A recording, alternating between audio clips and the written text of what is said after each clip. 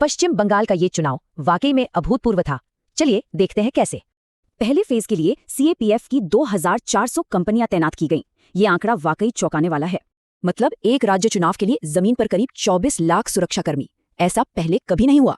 इसको ऐसे समझिए, संघर्ष से जूझ रहे मणिपुर में भेजी गई फोर्स से ये 8 गुना ज्यादा थी। तो सवाल उठता है कि एक चुनाव के लिए इतनी बड़ी फोर्स की जरूरत आखिर क्यों पड़ी।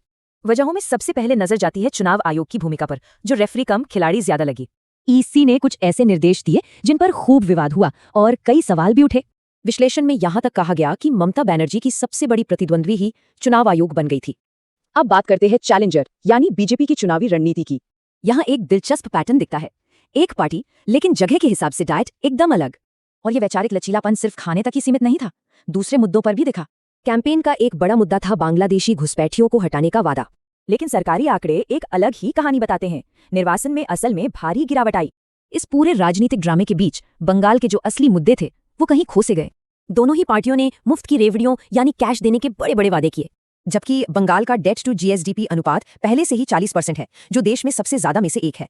सोचिए, राज्य के बजट का 70% हिस्सा तो सिर्फ सैलरी, पेंशन और कर्ज चुकाने में ही चला जाता है। पर असल आर्थिक समस्या का हल किसी भी पार्टी के घोषणा पत्र में नहीं था।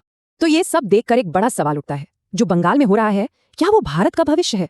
जब चुनाव का रेफरी ही एक खिलाड़ी की तरह दिखने लगे तो लोकतंत्र का क्या होगा? विश्लेषण इसी सोच पर खत्म होता है कि बंगाल चुनाव एक नए राजनीतिक फॉर्मूले का टेस्ट केस था।